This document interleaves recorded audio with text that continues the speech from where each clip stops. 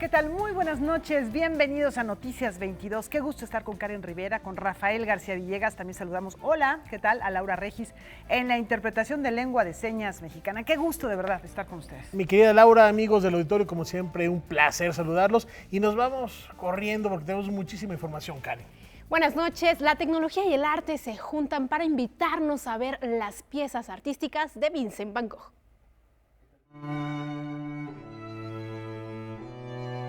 Las obras de Van Gogh cobran vida en los 1.500 metros cuadrados que conforman la galería inmersiva que se encuentra en el Monumento a la Madre.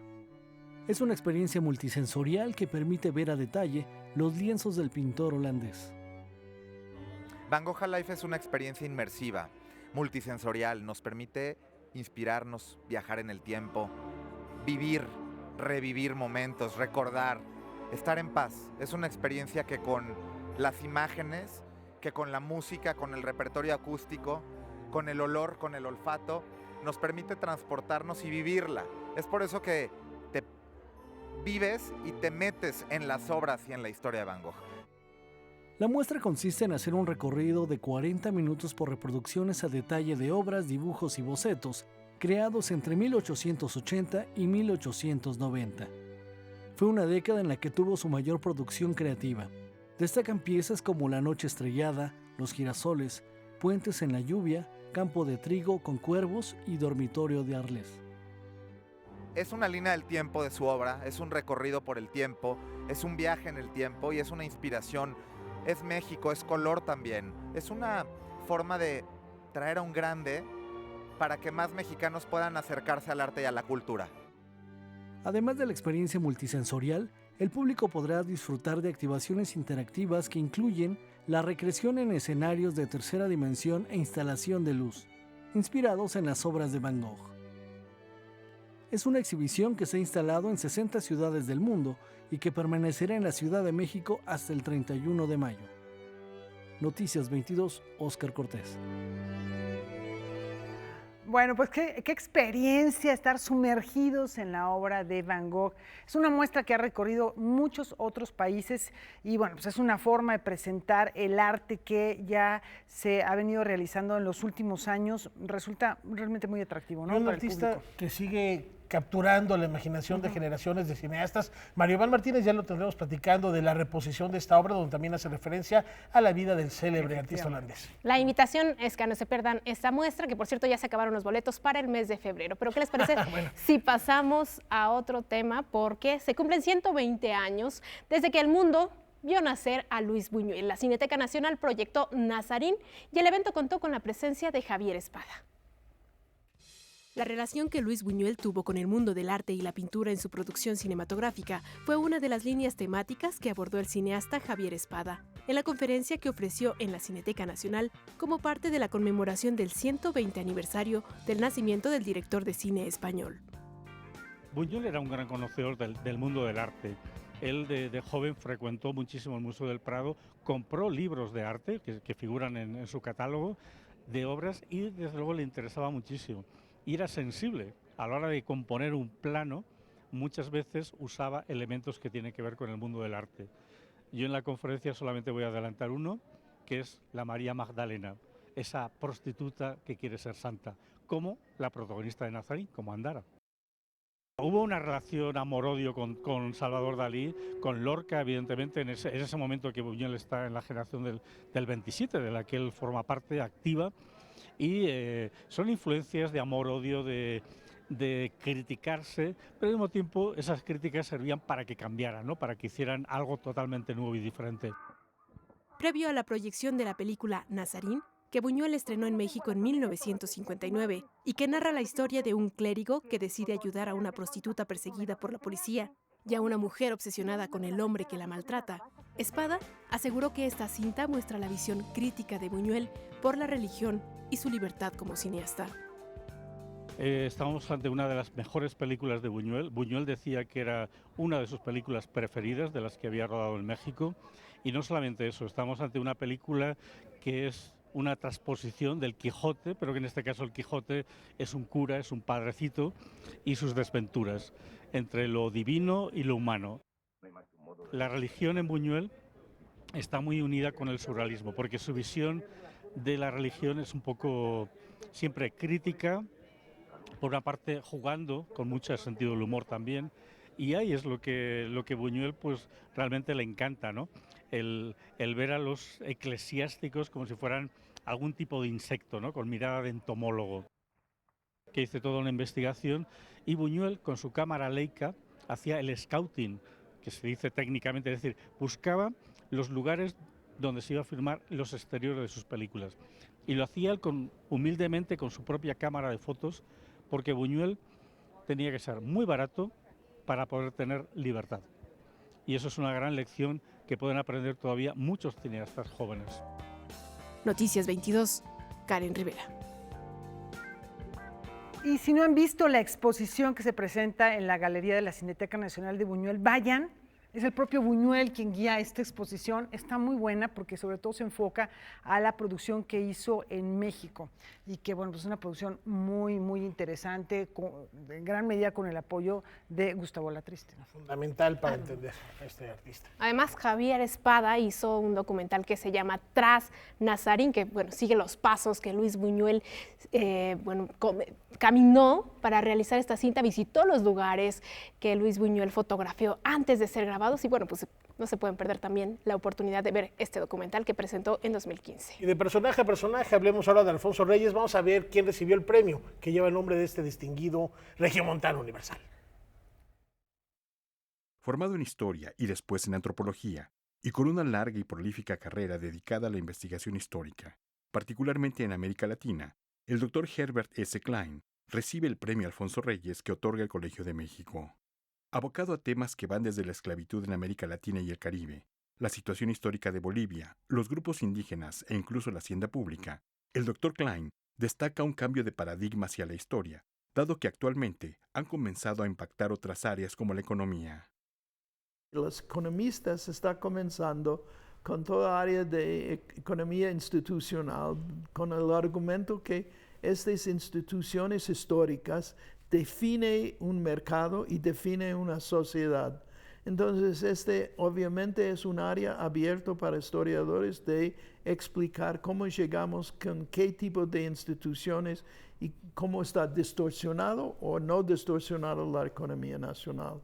Y la sociedad también, porque todo está muy vinculado. La clase alta tiene ganancias más grandes, clase operario, clase pobre, etc. Entonces, todos estos temas son vinculados con cuestiones históricas.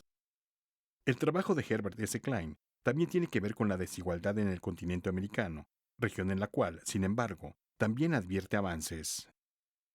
Primero tenemos que dar cuenta, si examinamos América Latina en 1900, 80% de la población fue analfabeto, el promedio de vida fue 40 años y fue un desastre, un país desiguales en toda parte.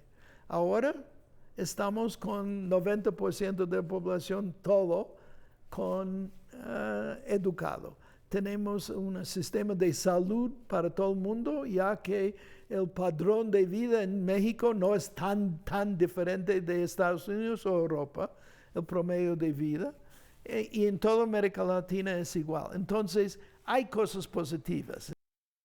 Pero al mismo tiempo que da cuenta que América Latina es lo más desigual lugar en el mundo. Asia no es así, Europa no es así, y aún Estados Unidos, que está llegando al nivel de América Latina, todavía no llegó.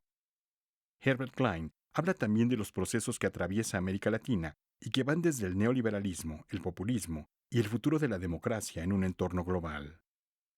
Es claro que la época del neoliberalismo está en una pequeña época, de 1980 hasta 2008. La crisis de 2008 realmente cambió el debate entero en el mundo. Entonces, yo creo que populismo es otra cosa. Populismo siempre, mire, después de una gran crisis económica, siempre después de 5 o 6 años, cuando finalmente la economía está mejorándose, es cuando tiene esta crisis de populismo, movimientos a la derecha, complicadísimo. Quién sabe si yo creo que no va a durar mucho tiempo, pero diciendo no sé si democracia va a sobrevivir este siglo, depende de China. Noticias 22, Víctor Gaspar. Y aquí abrimos un paréntesis a propósito del trascendido sobre la respuesta que ha dado la UNAM a lo que sucede en el Poder Legislativo, Karen. Y lo leo a continuación, Rafael. Ante la existencia de una propuesta de reforma a la ley orgánica de la universidad suscrita por el diputado Miguel Ángel Jáuregui Montes de Oca del Grupo Parlamentario de Morena, el rector Graue expresó su rechazo absoluto a ese intento de intromisión en la vida universitaria, en donde dijo, a espaldas de las y los universitarios, se pretende incidir en la normatividad que nos rige y que nos hemos autoimpuesto a lo largo de muchos años. Esta es la postura del rector de la UNAM frente a esta propuesta de ley, Rafael. Y por supuesto habrá alguna respuesta y ya le estaremos informando en su momento. Tenemos más información, Laura. Bueno, si nos vamos a otros temas, fíjense que la antigua casa que vio nacer 100 años de soledad, donde se escribió esta gran obra, se va a transformar en un nuevo espacio para la creación literaria. En el número 19 de la calle de la Loma, en San Angelín, al sur de la Ciudad de México, se encuentra la casa que Gabriel García Márquez habitó con su familia entre 1965 y 1967. Durante 18 meses, el escritor colombiano trabajó de tiempo completo en la creación de su monumental novela 100 años de soledad, tras los muros de este inmueble, en una habitación a la que llamaba la Cueva de la Mafia. Medio siglo después, esta casa se convertirá en un espacio de impulso a la creación literaria de la mano de la Fundación para las Letras Mexicanas, todo gracias a la donación que ha hecho su propietaria Laura Coudurier, cuyo padre fue en aquel entonces funcionario del gobierno de la Ciudad de México. Laura Coudurier decidió honrar la memoria de su padre, su generosidad, merece el mayor reconocimiento y la gratitud de la Fundación.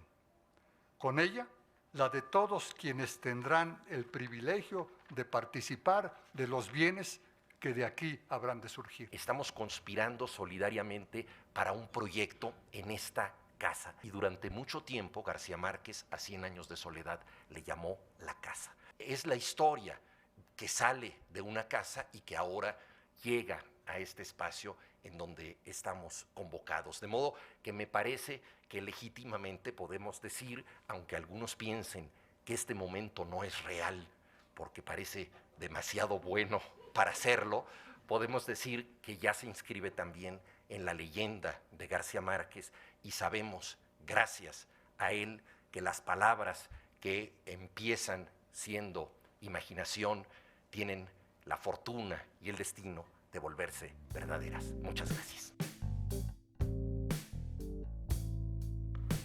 Y como todos los 19 de febrero conmemoramos el Día del Ejército, una de las instituciones que más ha aportado en la construcción y consolidación del México contemporáneo. Hoy hubo una ceremonia muy distinta a lo que se tiene acostumbrado en este día, que estuvo encabezada por el presidente de México, en el primer cuadro de la ciudad, donde precisamente integrantes del Ejército pues se pusieron a bailar y a celebrar, a festejar este día. Bueno, y también hay otra efeméride. Y también hay otra efeméride. Recordamos la decena trágica de 1913. Bueno, pues con estas imágenes que estamos viendo a continuación, que por cierto ocurrió el derrocamiento de la presidencia de Francisco I. Madero, conmemoramos el Día del Ejército y bueno, pues estas dos efemérides importantes, la decena trágica y el Día del Ejército, que inicia el 9 de febrero. Y culmina un día como hoy. Revisen por ahí en nuestras redes digitales, Canal 22, replica la editorial que presentó aquí el maestro Javier García Diego a propósito de este hecho histórico en nuestro país y que seguramente iluminará mucho más nuestro conocimiento. Con esto nos vamos a una pausa. Volvemos.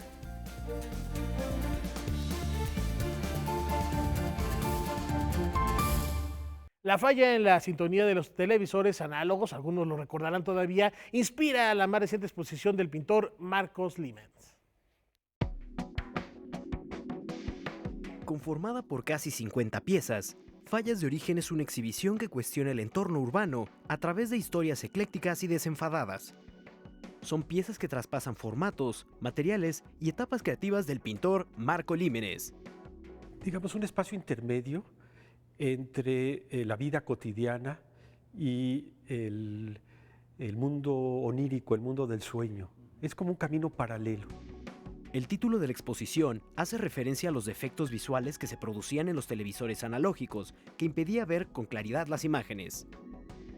Me pareció una imagen que podría explotarse pictóricamente, sobre todo porque cuando tratábamos de detener esa falla, digamos, de sintonía, la parte de abajo quedaba arriba y la de arriba quedaba abajo. Entonces empecé a jugar con eso, hay mucho de juego en cada una de las piezas. En cada obra, Límenes aborda una historia, sin embargo, evita contarla de manera directa, ofrece pistas falsas y toma con humor su desarrollo. Creo de que hoy día la pintura, después de tantas vueltas que se le ha dado, me refiero a la pintura sobre una tela, la pintura de Caballete, si uno no se mete a problematizar el arte, llamémoslo contemporáneo, el arte de todos los tiempos, si no planteamos dudas que se hagan evidentes en cada uno de los cuadros, entonces no estamos siendo pintores contemporáneos, no estamos siendo honestos con el panorama actual del arte. Entonces he tratado de poner todo eso en juego. Este recorrido visual por la incertidumbre del pintor Marcos Límenes permanecerá hasta el 1 de marzo en el Museo de la Ciudad de México. Este recorrido visual por la incertidumbre del pintor Marcos Límenes permanecerá hasta el 1 de marzo en el Museo de la Ciudad de México. Con información y texto de Óscar Cortés, Noticias 22. Bueno, una sirena y un pescador sostienen un diálogo sobre la conquista, la modernidad y la violencia en el Centro Cultural del Bosque. Con su canto, según la descripción de Homero que hizo en la Odisea, las sirenas lograban hechizar a los navegantes. Sin embargo, no todas las criaturas tienen ese encanto, tal y como lo narra la obra El pescador y la petenera. Trabajamos una historia donde se da el encuentro entre una sirena, que es la petenera, y un pescador que acaba de caerse al fondo del mar y mientras se ahoga, mientras da las últimas bocanadas de vida, la petenera lo detiene y le dice: espérate porque te voy a contar la historia de mi vida y de mis amores. Y luego de que la petenera le cuenta esta historia, él le dice: bueno, pues ahora usted me va a escuchar. Es un pescador que salió por error al mar a buscar un lugar donde dejar el cuerpo de su amada que acaba de morir. Y acaba de morir de una manera violenta, y entonces esta historia de encuentros amorosos y desencuentros amorosos, ellos van a ir tejiendo un poco también la historia de la modernidad, la historia de la colonización de América y la historia de las violencias que atraviesan a los hombres y a las mujeres a lo largo de sus vidas. Es una producción de la compañía Teatro de Quimeras que a través de estos dos personajes que ríen, bailan y cantan, exponen sus historias y sentimientos. Se está contando una historia desde lo fantástico para que nos pueda a nosotros remitir a nuestra imaginación también. Entre el torbellino de una ola, ellos cuentan su historia acompañados de música tradicional. Tiene música inclusive original mía, como un blues que hice en un momento del espectáculo, basado en un texto en un poema de Miguel Hernández, entonces le hice un blues, y al final se cierra con una música de canto cardenche, ¿no? Este montaje, que se desarrolla en el fondo del mar, iniciará temporadas del 20 de febrero al 15 de marzo en el Teatro Javier Villaurrutia del Centro Cultural del Bosque. Noticias 22, Óscar Cortés. Y les dijimos que les mantendríamos informados. En su cuenta de Twitter, Azucena Uresti, con el hashtag Al Momento, anuncia que Morena retira la iniciativa de reformas a la ley orgánica de la UNAM, ratifica el respeto a la autonomía universitaria y a su vida interna. Esto a propósito también de lo que comentaba hace un rato Karen Rivera, del comunicado que hizo el rector Graue a propósito de esta iniciativa, que ya se frenó y se echó para atrás. Vamos a pasar a otros temas. Es miércoles de diáspora cultural y la migración es el mayor patrimonio cultural de nuestro planeta y podemos corroborarlo con un libro que nos presentará Edgardo Bermejo.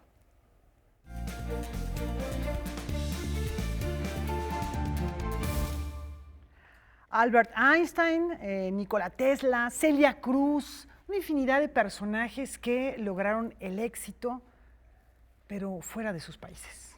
Edgardo, ¿de quién nos vienes a platicar ahora? Ahora no es un personaje, son más de 50, ¿verdad? Ahora, fíjate, esta diáspora cultural, finalmente, el telón de fondo de lo que estamos aquí cada semana es la migración. La migración hay que verla como uno de los grandes hechos fundacionales de todas las civilizaciones.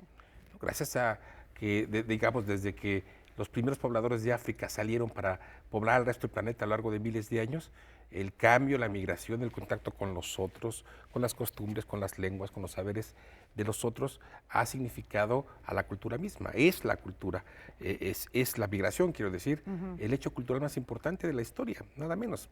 Entonces, hoy no vamos a hablar de uno de nuestros mexicanos en el exterior, sino vamos a hablar de un libro que ha aparecido recientemente, publicado por Alfaguara, y que justamente habla y reconoce el fenómeno importantísimo para la cultura y para el mundo y para el rostro cultural del planeta, que es la migración.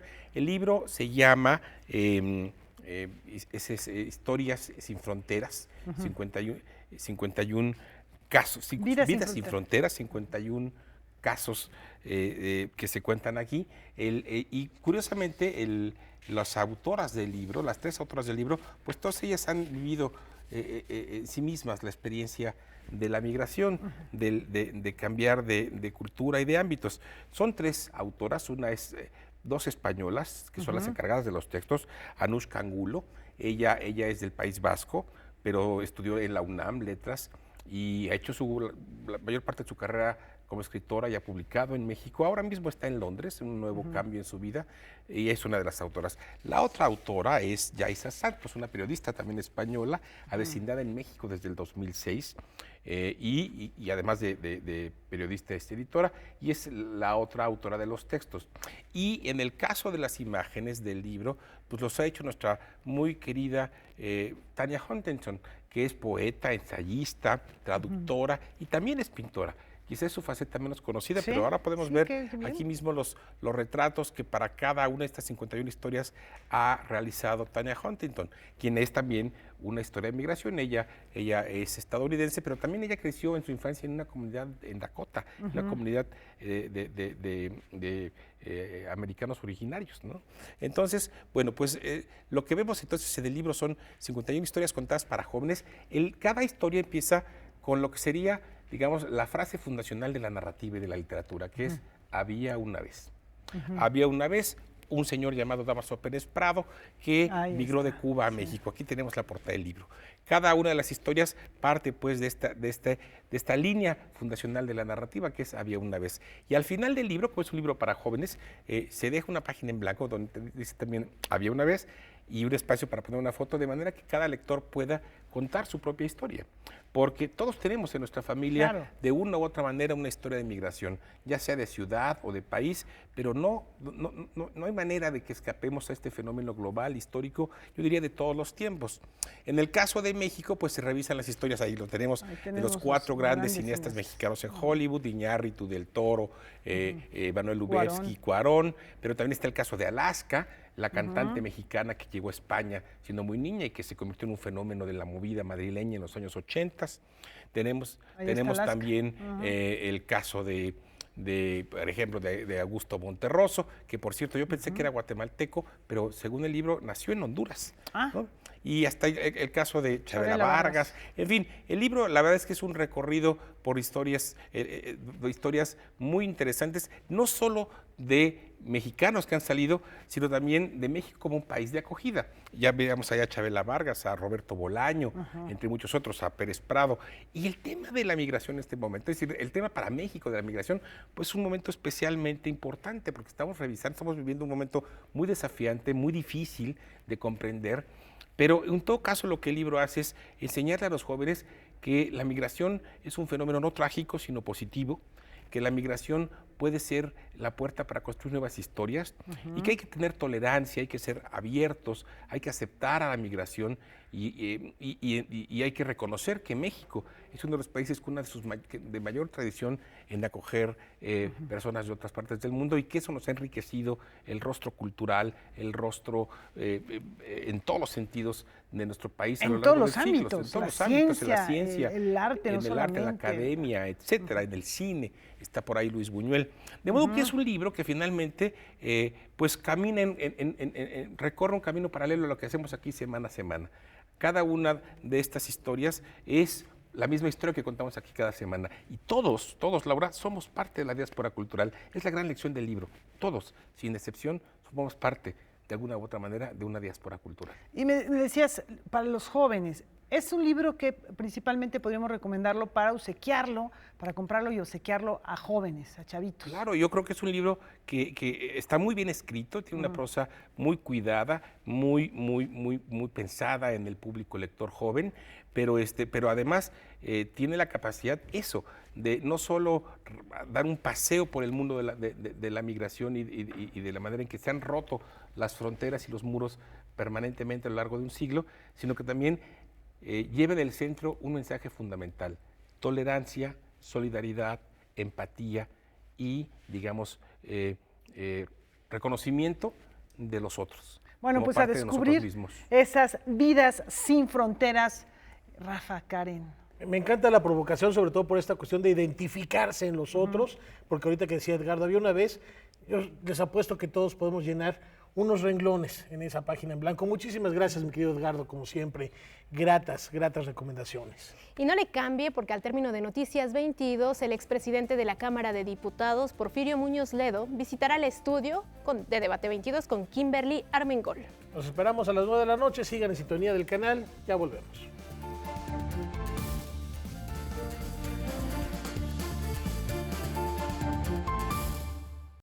Cinco novelas de escritoras latinoamericanas regresan con la nueva iniciativa Vindictas de la UNAM. Con el objetivo de hacer visible la obra de mujeres escritoras del siglo pasado, cuyo trabajo había quedado fuera del alcance de los lectores a pesar de su relevancia literaria, la Coordinación de Difusión Cultural de la UNAM presentó la iniciativa Invictas. El proyecto inicia con una colección de 5 novelas de escritoras latinoamericanas no editadas por lo menos desde hace 20 años.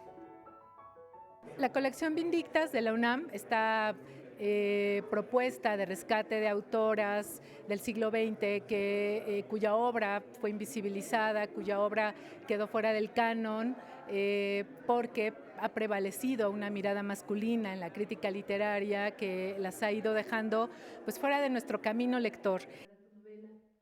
A la presentación asistió la escritora y pianista Tita Valencia, quien tras ganar en 1976 el premio literario Javier Villaurrutia con la novela Minotauromaquia, se vio forzada a detener su pasión como novelista por la respuesta negativa de la comunidad literaria de aquel momento.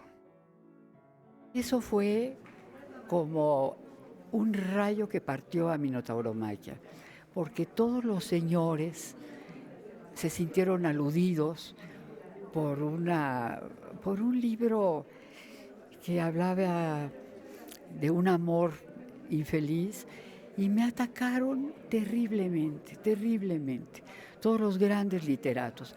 Entonces decidí no volver a escribir y hasta ahora que la UNAM lo retoma, no se había vuelto a editar.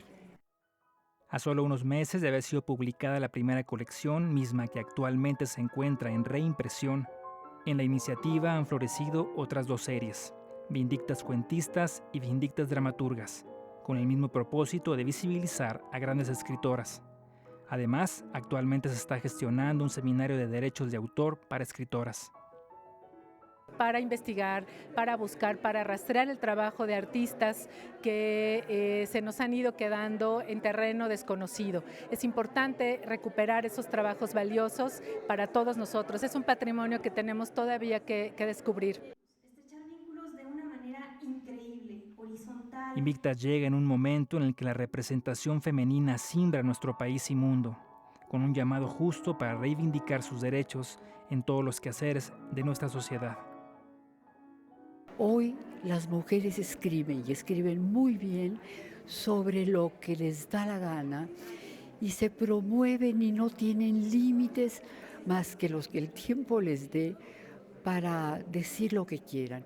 Es realmente un boom de literatura femenina el que yo veo hoy. Noticias 22, Omar Vera. Pues qué bueno que se les haga justicia a estas grandes autoras que por razones verdaderamente injustas, fueron calladas. Y bueno, les vamos a hablar de un premio, la investigación documental en análisis poético que realiza Adán Medellín. Lo han hecho merecedor, ganador del Premio Bellas Artes de Ensayo Literario, José Revueltas. El escritor y periodista Adán Medellín fue galardonado con el Premio Bellas Artes de Ensayo Literario José Revueltas 2019 por su obra El cielo trepanado, sobre Hospital Británico de Héctor Biel Temperley.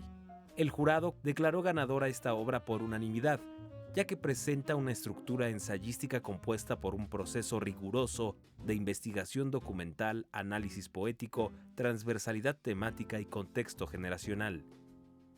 Hubo varias razones para elegirlo. Una, como bien dices, Héctor Biel Temperley es un poeta argentino de culto en realidad, a pesar de que es un poeta que poco a poco ha ido siendo más conocido tanto en Argentina como en México. Había como todo un misterio alrededor de él, ¿no? Sobre todo porque fue un hombre que no elegía presentar en público sus libros, lo hizo en tirajes muy pequeños y además tenía, digamos, una poética que era muy peculiar, distinta de la de su tiempo. A lo largo del ensayo, Adán Medellín realiza una comparación entre el proceso creativo del poeta y la operación craneal que sufrió, con la travesía mística que corresponde a la enfermedad, muerte y resurrección trabajada por autores como Mircea Eliade. El cielo trepanado trata de referir justamente, por un lado, esta idea, digamos, mística que tiene el poemario Hospital Británico, este encuentro con lo divino, este encuentro como con los grandes misterios que nos rodean, pero a través de una cirugía que es brutal, ¿no? Como la trepanación. Es una imagen muy brutal, pero al mismo tiempo que se suaviza pensando en que lo que se encuentra es esta, digamos, esta dulzura de lo celestial, ¿no? Al final de todo ese camino tan difícil. El autor declaró que es un orgullo ganar el premio que lleva el nombre de José Revueltas, a su decir, un hombre cuya coherencia ética, política y estética queda de manifiesto. Además, afirmó que lo llena de felicidad saber que con la publicación de su ensayo, el poeta Biel Temperley podrá ser redescubierto por las nuevas generaciones, tanto de lectores como de jóvenes creadores.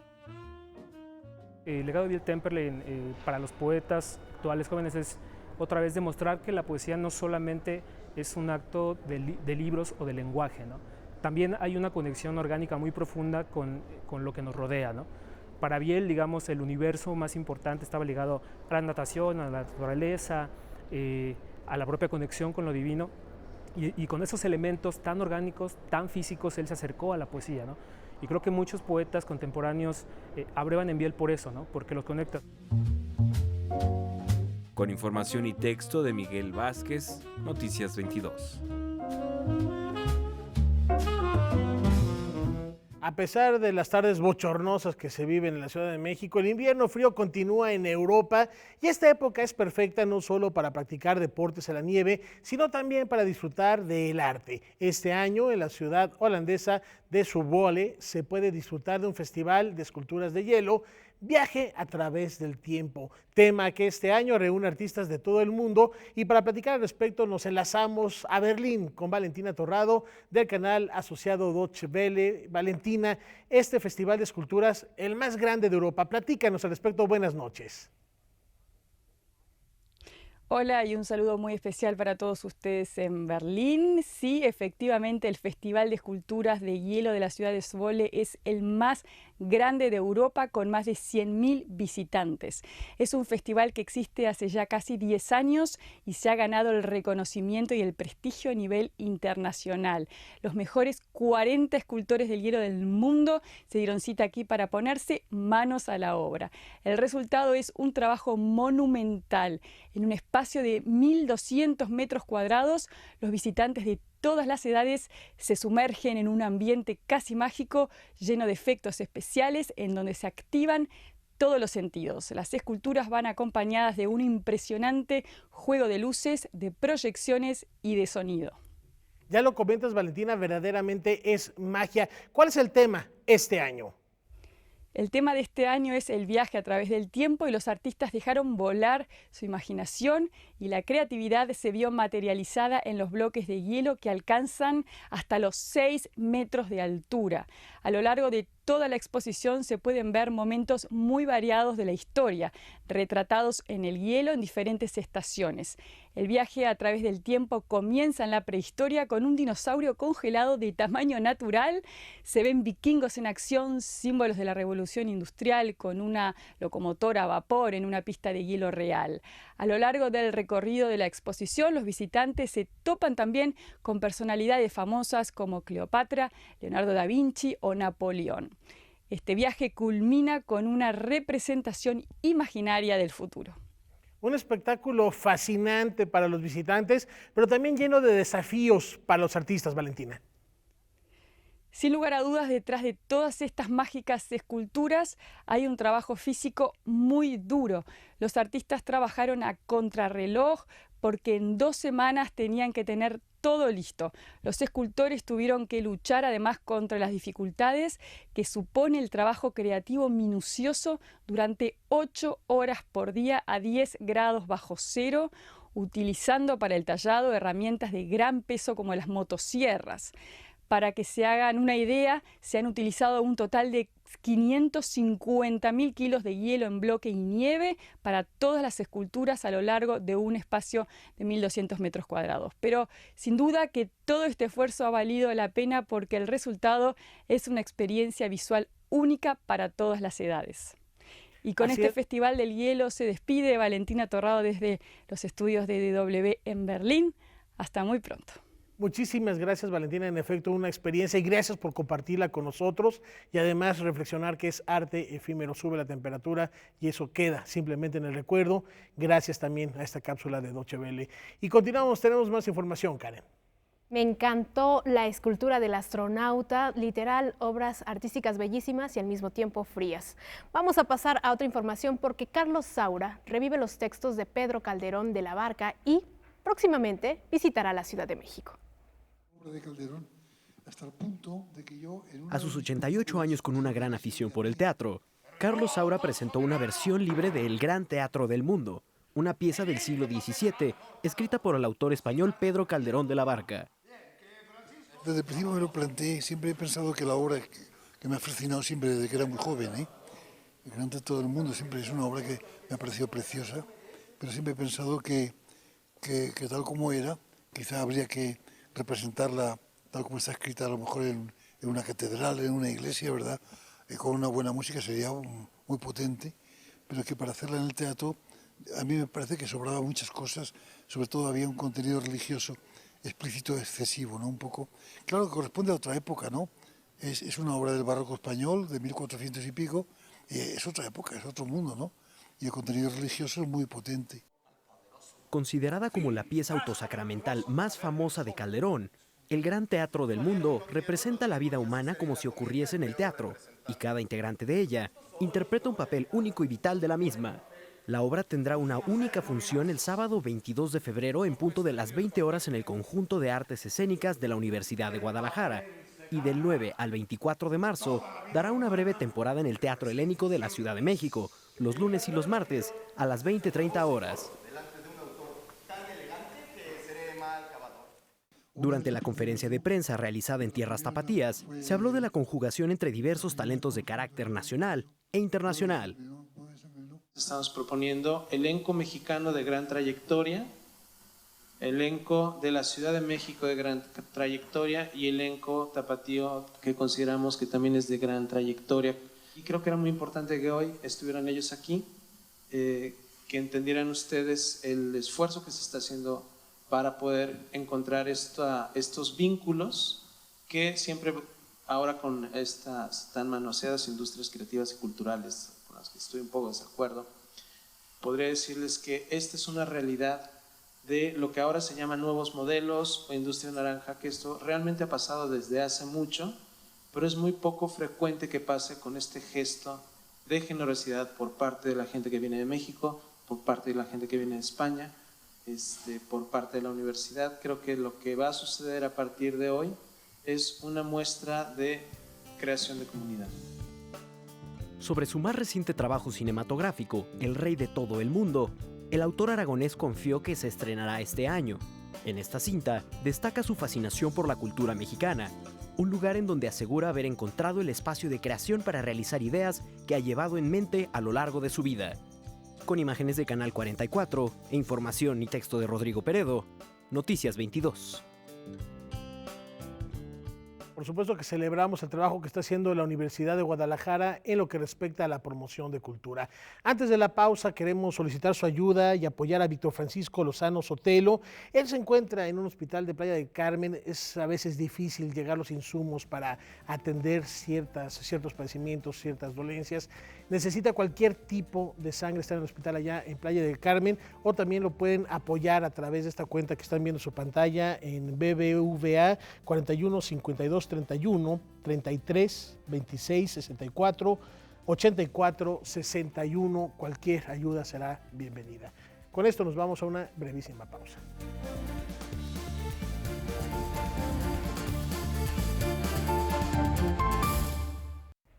Bueno, continuamos en Noticias 22 y tenemos una colaboración con el cónsul general de México, Jorge Islas. En Nueva York. Hola, ¿qué tal? Les saluda Jorge Islas, cónsul general de México en Nueva York. En apenas unos días comenzará un muy importante proceso en los Estados Unidos de América para contar a su población. Estamos hablando del censo 2020. Cada 10 años Estados Unidos realiza un censo para saber más de sus habitantes. En esta ocasión estamos hablando de la edición 24. Los censos son una práctica útil y necesaria que realizan varios países del mundo para conocer más acerca del perfil de su población. Por primera vez en este país, además de las visitas a domicilio, será posible completar el cuestionario del censo en línea, por correo postal y por teléfono en diversas lenguas, incluyendo el español. ¿Por qué es importante participar? Bien, porque los resultados del censo permiten al gobierno estadounidense saber cuántos habitantes hay en cada estado, municipio y localidad. Dependiendo de ello, también se distribuyen los fondos federales para la construcción y mantenimiento de escuelas, hospitales, vivienda, carreteras, obras públicas, entre otros programas federales. Igualmente, los resultados permiten una distribución proporcional de los asientos del Congreso de este país. ¿Qué es lo que se pregunta en el censo? ¿Cuántas personas viven o se hospedan en un determinado hogar? Su edad, sexo y origen étnico. La dirección y si el hogar es rentado o bien es propiedad privada. Es importante destacar que la Oficina del Censo está obligada por ley a proteger todas las respuestas que den y mantenerlas como confidenciales. Tampoco podrán solicitar número de seguridad social, donaciones, números de cuentas bancarias o tarjetas de crédito. Faltar a la ley acarrea graves penas, incluyendo prisión. La información será utilizada únicamente para generar estadísticas. La Oficina del Censo no puede divulgar ningún dato que pudiera identificar un hogar, negocio o persona. Ser contado es una oportunidad para ser visto y considerado para diversos programas de apoyo personal, familiar y comunitario. Por ello, los mexicanos también contamos en los Estados Unidos. Por eso es importante participar, no se le olvide. Muchas gracias a Jorge Islas, quien también forma parte del equipo de Canal 22 y que ahora desde Estados Unidos, desde Nueva York, nos comparte estas importantes reflexiones que por supuesto competen a lo que pasa también acá en México. Está muy vinculado y estaremos platicando y teniendo esos enlaces periódicamente con Jorge para que nos platique cuál es el pulso de la Unión Americana. Un abrazo allá a Nueva York, a nuestro querido colaborador de muchos años aquí en Canal 22, Jorge Islas, porque además pues hay una comunidad latina, una comunidad hispana y mexicana particularmente muy importante por allá. Y ya que pones el dedo en el renglón sobre la migración, vamos a saltar el Sí, charco. Se están poniendo rudos los británicos con el Brexit porque ahora... La normatividad está ruda, ¿eh? Y Está contra los fuerte. migrantes. ¿Quién nos platica? La doctora Ileana Rodríguez Santibáñez. Es miércoles de enfoques. De visión global. No, de visión global, cierto, de visión global. Vamos con usted, doctora.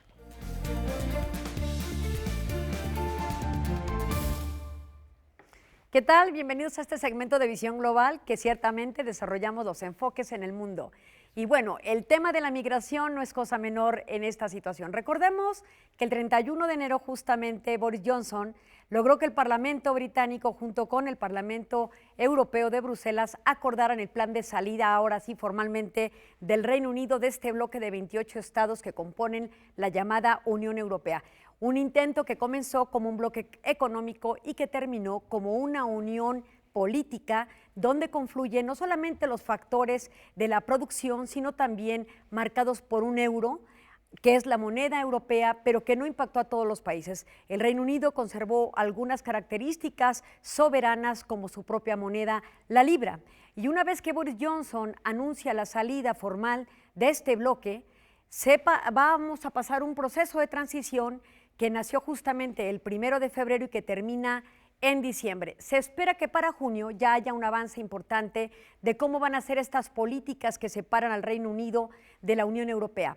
Pero consideremos que la operatividad de la Unión Europea descansa en las llamadas agencias comunitarias donde se hayan representados los 28 estados. Desarticular estas agencias comunitarias es una situación muy compleja, donde el Parlamento británico y Boris Johnson anunciaron que sería básicamente como un soft Brexit o una salida suave. Hoy día estamos viendo que no. Este lunes se presentó ante el Parlamento Europeo Dennis Frost, que es el vocero o quien encabezó la negociación de la salida del Reino Unido, para hablar de medidas muy independientes que va a tener el propio Reino Unido, entre otras, la que decía Rafael, que es justamente las políticas de migración. El Reino Unido va a establecer un sistema de puntos similares a los que tienen Australia y Canadá, que consiste en lo siguiente: se va a evaluar en los próximos visados a partir del 2021, el que las personas tengan mano de obra calificada, eso va a tener 20 puntos. El que se hable el idioma inglés, eso va a tener 10 puntos. Luego 20 puntos si se tiene una oferta de trabajo, y el resto de puntos hasta llegar a los 70 tendrá que ver con evaluación cualitativa de los grados o del nivel de educación que posea el que solicita la visa de trabajo. Entonces, el que tenga un doctorado en automático tendrá esos 20 puntos y se concretarán los 50 puntos de mano de obra. El sistema básicamente laboral en el Reino Unido está preocupado que más de 8 millones de británicos entre los 16 y los 60 años están sin hacer nada, sentados en su casa. Y digo nada laboralmente hablando. Es esta mano de obra la que se quiere ocupar en nuevos puestos de trabajo, reduciendo el ingreso de nuevas personas o nuevos trabajadores que no tengan este visado con este tipo de puntos. ¿A quién está afectando o afectará esta medida?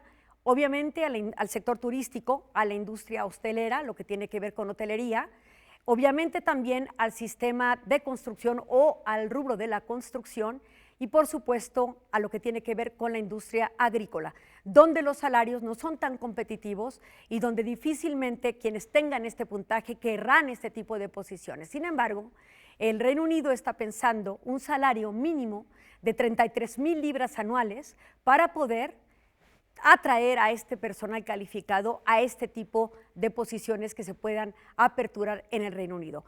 Es una situación algo compleja y lo que estamos observando es que no va a ser una salida tersa, que es un divorcio muy difícil y que finalmente el Reino Unido se separa. Liliana, hay ya alrededor de 3.2 millones de trabajadores que están en Reino Unido y que bueno, ya están ahí y que se han postulado, que quieren calificar, quieren reunir estos puntos para lograr quedarse ya en estos trabajadores. Si tienen mayores oportunidades, quizá que los que están externos, que están en otras partes de Europa, ¿no? Sí, sin duda. Las medidas van a operar realmente para aquellos que aspiran a entrar al Reino Unido, pero los que ya están en este momento, aunque van a tener un proceso de evaluación, no implica su salida inmediata. Ahora, hay que estar atentos a cómo va a tomar las decisiones Boris Johnson, porque, por ejemplo, hay la situación de 23 jamaiquinos que van a ser deportados del Reino Unido, aun cuando una corte británica señaló que no debían ser devueltos a su territorio. Ese tipo de situaciones también están siendo fundamentadas en leyes y acuerdos que permiten a Boris Johnson tomar ese tipo de decisiones al margen de lo que la corte británica ha dictado. Entonces, podemos decir, quienes trabajan hoy día de manera legal en el Reino Unido no tienen ningún peligro de acuerdo a lo que se ha anunciado. Serán solo aquellos nuevos visados a partir del 2021 que tengan que pasar por este tipo de sistema de puntos. Y más allá de eso, habrá que ver también cómo el Brexit afecta las relaciones internacionales. Ya por eso se plantean varios tratados de comercio, uno de ellos será por supuesto con México, y más adelante, como se vaya desarrollando, veremos cuál será la implicación del mismo. Claro, los principales aliados para satisfacer las demandas del Reino Unido, cuyos vacíos va a dejar la Unión Europea, son solamente en este momento dos grandes aliados. Los miembros del bloque europeo que están abandonando, se está tratando de negociar una salida tersa y un acuerdo de libre comercio con ellos, que se ve muy difícil por las medidas que está adoptando el Reino Unido, y otro que es un tratado de libre comercio con Estados Unidos, pero que también va muy atrasado. Entonces, actualmente el soporte más seguro del Reino Unido es Estados Unidos. Y los retos en torno a la migración, doctora, ¿de qué manera va a afectar, cómo se va a enfrentar también esta situación? Bueno, es muy complejo porque uno de los elementos que catapultó la salida del Reino Unido justamente es la exacerbación o el incremento de estos flujos migratorios. El Reino Unido, recordemos que fue de los primeros en negar el ingreso de migrantes provenientes de Siria por los conflictos que se están viviendo en ese momento al Reino Unido. Entonces, es un tema político delicado y veo pocas posibilidades para que cualquier migrante en situación de asilo o refugio acceda al Reino Unido, que no está obligado a tener una política de puertas abiertas. Eso responde a la soberanía de cada estado y en este momento el Reino Unido lo que no quiere son problemas de esa naturaleza. Y bueno, una de las cosas que decían es que se adapten, que se acostumbren a lo que hay y que automaticen sus procesos, o sea que vamos a ver muchos robots próximamente, muchos sistemas robotizados quizá en los procesos de producción del Reino Unido, ¿no? Es correcto, y tienen un sistema también de patentes y un nivel educativo de los más altos. Es más fácil que los europeos estudien posgrados en el Reino Unido que los británicos en la Unión Europea. Entonces, le están apostando fundamentalmente al sistema educativo. Bueno. Algo que deberíamos apostar todos, por la educación es la apuesta para el futuro. Muchísimas gracias, Iliana. Un gusto. Del futuro y del presente. Y del presente sí es necesario, ya lo platicaba Víctor Gaspar, el viernes, reformar la educación para... Pues a ver qué pasa, ¿no? Con este país que siempre ha sido tan autosuficiente, que es un país que nunca ha exportado gente, que la gente tiene oportunidades de desarrollo en su propia nación, bueno, pues vamos a ver, ¿no? Porque hace rato platicábamos con Edgardo Bermejo las mezclas, la multiculturalidad, la posibilidad de migrar, también enriquece las sociedades. Es fundamental. Y nos vamos a despedir, lo hacemos como es costumbre con música. Hoy recordamos al compositor austriaco Robert Fox, a 93 años de su partida, uno de los grandes compositores también del siglo XX. Nos despedimos con el trío de piano número 3. Disfrútenlo, buenas noches. Hasta la próxima.